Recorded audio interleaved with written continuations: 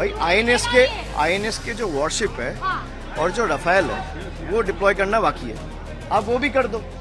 जो चीज आपको बांग्लादेश और पाकिस्तान के खिलाफ करना चाहिए वो आप बंगाल के लोगों के खिलाफ कर रहे हो और हमें बांग्लादेशी बुलाते हो।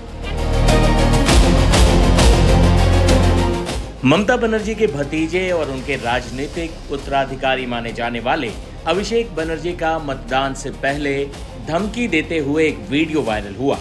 दरअसल आरामबाग से टीएमसी सांसद मिताली बाग ने सोमवार को आरोप लगाया था कि हुगली जिले के गोघाट में बीजेपी कार्यकर्ताओं ने उनके काफिले पर हमला कर दिया था।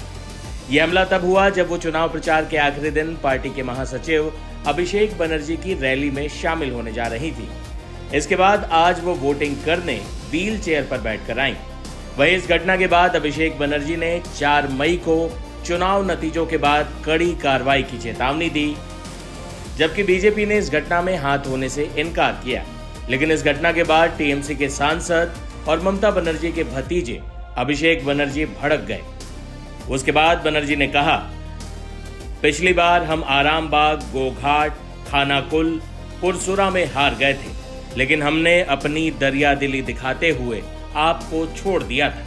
इस बार मैं खुद इसकी जिम्मेदारी लेता हूं। 4 मई के बाद मैं देखूंगा कि दिल्ली से किसका बाप उन्हें बचाने आता है। वही आज भी अभिषेक बनर्जी ने कुछ ऐसा कहा है जो तेजी से वायरल हो रहा है। पश्चिम बंगाल में कड़ी सुरक्षा के बीच दूसरे चरण के लिए 142 विधानसभा सीटों पर वोट डाले जा रहे हैं। चुनाव आयोग ने सुचारू मतदान कराने के लिए 8 जिलों में केंद्रीय बलों की 2321 कंपनियां तैनात की हैं और कई पर्यवेक्षकों को भी लगाया है।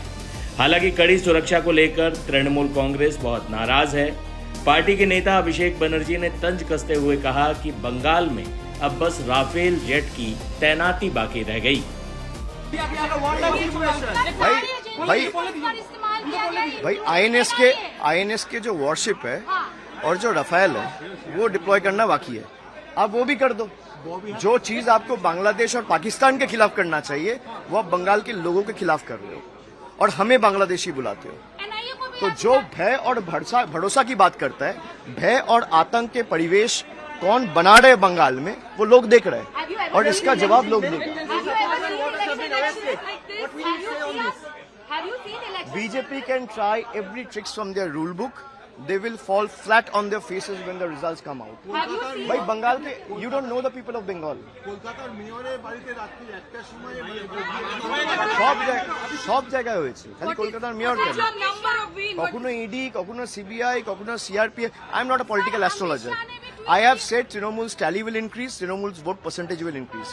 I stick to my claim, what I said 1 year back. मैंने जो बोला है 1 साल पहले कि तृणमूल का वोट परसेंटेज और जितने सीट 21 पे मिला था उससे ज्यादा और बड़ा बहुमत से तृणमूल चौथी बार सरकार बनाने जा रही है और 4 तारीख को आपसे मुलाकात होगा।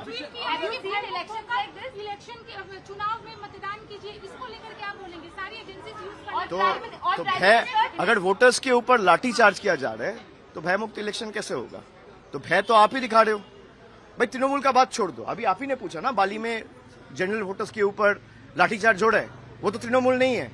तो आप चाहते ही नहीं हो। अगर 30 लाख लोगों को आपने वोट देने से रोक दिया है तो आतंक और भय का परिवेश कौन फैला रहे? इन लोग बोलते कुछ और है, करते कुछ और है। 15 लाख का वादा दिया और 1500 करोड़ का पार्टी ऑफिस अमित शाह के पार्टी ने बनाया।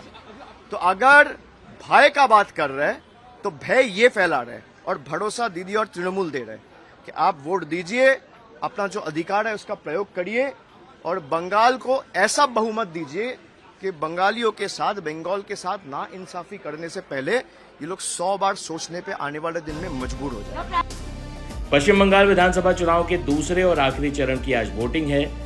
कुल 294 में से 142 सीटों पर वोट डाले जा रहे हैं। बड़ी संख्या में वोटर घरों से बाहर निकलकर वोट कर रहे हैं। वहीं कुछ जगहों पर हिंसा की भी खबरें आई हैं। इस चरण में सबसे अहम मुकाबला भवानीपुर सीट पर है। यहां मुख्यमंत्री ममता बनर्जी और भाजपा प्रत्याशी शुवेंदु अधिकारी आमने सामने। सुबह से ही दोनों फील्ड में बूथों का दौरा कर रहे थे।